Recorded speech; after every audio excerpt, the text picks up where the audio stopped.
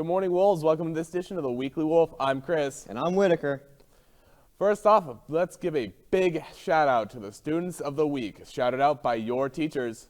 Jihad El Haj, Brandon Lopez, Ashley Gonzalez, Amira Prakash, Jalen Arosamena, Daniel Jimenez, Alyssa Aoun. And now a message from Tualatin ASB. Kayla. February the 24th is the week of gold. It is to support Children's Cancer Therapy Development Institute.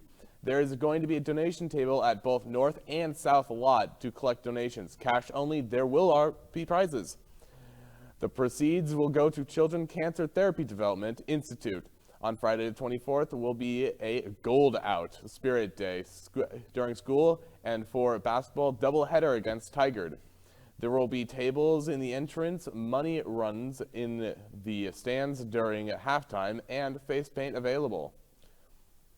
Next, Mecha has begun their regular meetings during both lunches, and watch out for the update on the location of each meeting by either signing up for their remind messages or with the QR code here. Or follow them on Instagram at Tualatin Mecha. And now, if you haven't already signed up, here is the QR code to sign up. Do you need any volunteer hours? Mecha will be volunteering at Family Code Night down at the Tualatin Public Library Tuesday, February 28th, and 6 p.m. to 7:30 p.m.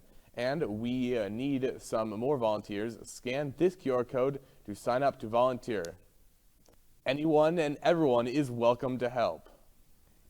Do you like to crochet, or would you like to learn how? The Tualatin Public Library is hosting a crochet event for all teens on Wednesday, March 1st from 1 to 3 p.m. Wednesday, March 1st is an in-service day, so we will not be having school that day. Make sure to rest up and be ready to get back the next day. And now on to sports. On Wednesday the 22nd, JV and varsity girls basketball had games at St. Mary's. Also on the 22nd, boys basketball had home games, along with our Valorant team, which is currently undefeated. So if you see them, don't forget to congratulate them on their amazing performance. On Thursday the 23rd, Rocket League and Overwatch had games, and also on the 24th, boys basketball had home games against Tigard. Lastly, varsity wrestling had state on Saturday the 25th. Swimming had the OSAA State Championship meet where boys relay got 8th in the 200 melody relay and 9th in the 400 freestyle relay. Ben Glasser placed 2nd in the 100 fly and 3rd in the 100 breast. Both races began new school records. Sawyer Yana placed 6th in the 100 fly and 7th in the 500 freety. And now with our pop culture news. On May 26, 2023, in theaters worldwide, Disney gives a long-awaited live-action remake of The Little Mermaid, with an all-star cast featuring Halle Bailey as Ariel, Melissa McCarthy as Ursula, Jacob Tremblay as Flounder, Lin-Manuel Miranda as Chef Louis, Awkwafina as Scuttle, and Javier Bardem as King Triton. On May 5th, 2023, in theaters worldwide, Disney and Marvel give us a third installment in the beloved franchise, Guardians of the Galaxy Volume 3, starring Chris Pratt as Star-Lord, Zoe Saldana as Gamora, Dave Bautista as Drax, Bradley Cooper as Rocket,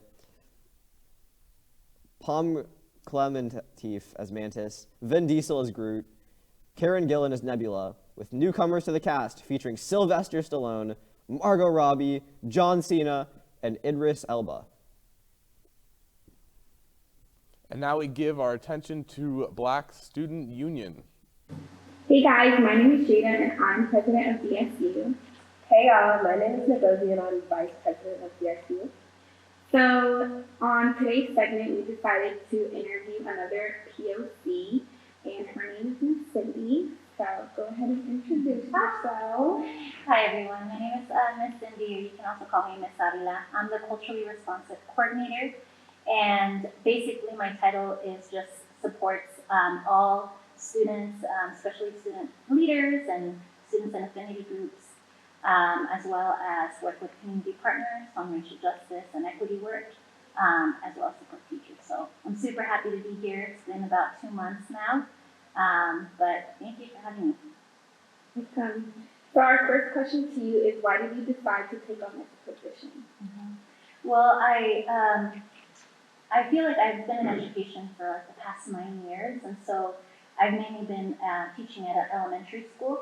But prior to teaching, I worked with student activists in like a leadership role in the district, and so I really miss that. I miss the energy, like all of you being able to be change makers. Like I really feel like y'all are paving the way. This generation is so outspoken, so active, and so I wanted to be part of that, to support that, as well as I really do believe in equity work, and I feel that in it bettering our schools, but also bettering our society and our world.